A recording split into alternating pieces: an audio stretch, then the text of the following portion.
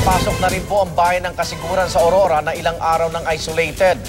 Napuruhan din ng gusto ang lungsod ng Baguio kung saan dalawa ang patay sa landslide. Yan ang mga nasaksihan ni Oscar Oida at Katrina Son at unahin na natin ang live na ulat mula sa Baguio. Katrina?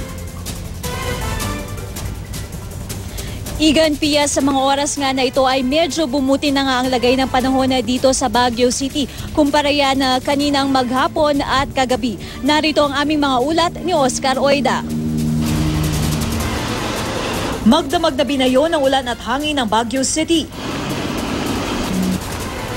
Kaya ang toldang bubong ng pinakamalaking mall dito napunit at tinangay ng hangin.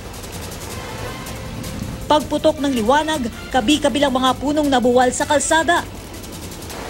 Gayon din sa Burnham Park, kung saan mistulang binalatan ang ilang puno. Dahil tuloy-tuloy nga ang malakas na pagulan dito sa Baguio City, ganito na ngayon ang itsura ng Burnham Park. Naputol nga ang ilan sa mga malalaking puno dito at kung titignan ninyo, pati nga itong bike lane ay binaha na rin.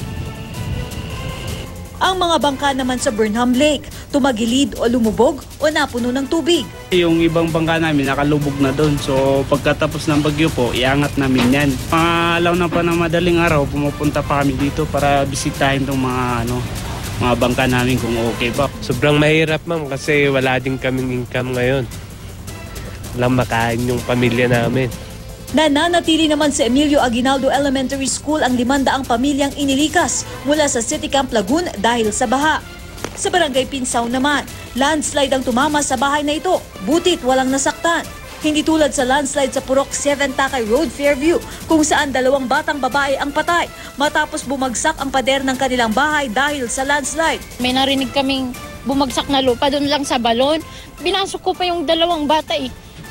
Pinasok nila doon sa bahay. Pinamko ko tapos yung ilong ng bata hindi ko naman kasi may laman na may mga lupa. Dahil din sa landslide kung kaya't pahirapan ang pagbiyahe sa lungsod. Sa Marcos Highway halimbawa, tumagilid ang kotse ito nang bumigay ang isang riprap. May lugar din sa Bakaking na hindi madaanan dahil sa gumuhong lupa sa kalsada.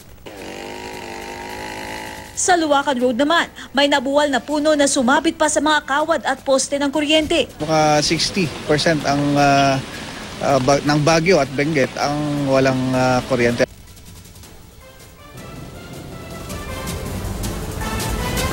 Maging sa Aurora, pahirapan ang paglalakbay dahil sa pinsala ng bagyo. Mula sa Baler, 5 oras kaming dumaan sa mga kalyeng pinakitid ng mga pagguho at mga bumagsak na poste para marating ang Kasiguran. Ngayon pa lang ito napapasok matapos ang ilang araw na pagka-isolate. At dito tumambad sa amin ang mga nagbagsakang puno at poste, mga patay na hayop sa kalsada at mga wasak na bahay at establishmento. Pahirapan ang pagsalba sa gamit ng mga residente. Lalo't kahit mga sakyan, inabot ng baha. Pero lalong nakapanlulumo ang kwento ng mga nagbigay muka sa trahedya. Pangalawang hagupit ko, umangat po yung haligi namin.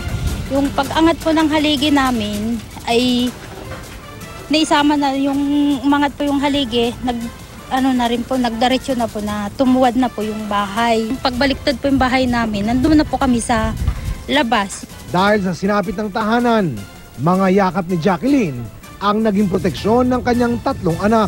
Yung anak ko po ay, yung 3 po ay nakamama po sila ng mama sa akin. Tapos ito pong anak ko na maliit, nawalan po ng malay. Nakatuwad po siya. Nila ko na lang po yung paa para po hindi ko maiwanan doon sa pinagpwestuhan po namin. Kahit po napilay na po yung kamay ko, pinilit ko pa rin po silang hinawakan. Nabalian siya ng braso pero gustuin mang magpagamot. Kulang naman sa pasilidad ang Kasiguran District Hospital na winasak din ng bagyo. Napinsala rin ang ilang paaralan. Para kaming bumagsak. Kasi po yung lalong i-classroom namin, di pa nagagamit, kaya nakakapanggumo. Sinasalba po namin lahat ng pwede pa namin makuha para sa mga bata. Gayon din ang tanggapan ng Philippine Navy at ng National Food Authority. 200 sako ng bigas ang nasira, habang mahigit 2,000 sako naman ng palay ang nabasa. The rest na-salvage natin, na-save natin, pwede pang ipa-recondition yan. Ano? Yung iba pinadry na natin, pero itong 200, ito ang talagang totally damaged. Sa mga sandaling ito ay wala pa rin katiyakan kung kailan maibabalik ang linya ng kuryente at komunikasyon. Ang mahalaga raw ayon sa mga otoridad ay bukas na ang mga daan at mas mabilis na makarating dito ang tulong. Sa tala ng DSWD Kasiguran, 2 na ang nasawi rito, habang 34 ang sugatan. Aabot naman sa 3,000 bahay ang nasira. Sa Tugigaraw naman, unti-unti nang bumababa ang baha dahil sa patuloy na pagbaba ng level ng Cagayan River. Pero lagpas tao pa rin kanina ang baha sa Barangay Balzain East na dinadaluyan ng umapaw na Cagayan River.